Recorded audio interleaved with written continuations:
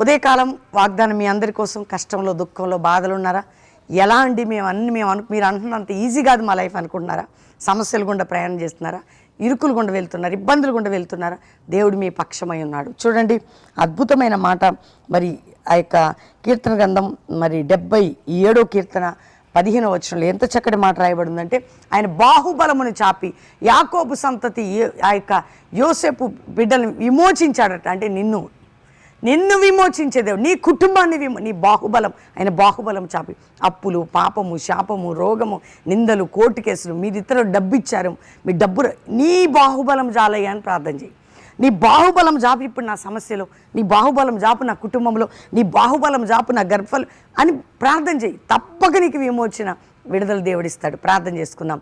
తండ్రి, ప్రతి బిడ్డను రక్షించి, రోగులను స్వస్థపరిచి, బంధకం నుంచి, అప్పులు, ఆర్థిక, మానసిక, కుటుంబ పోరాటాలు, నిందలు, గాయాలు, అవమానాలు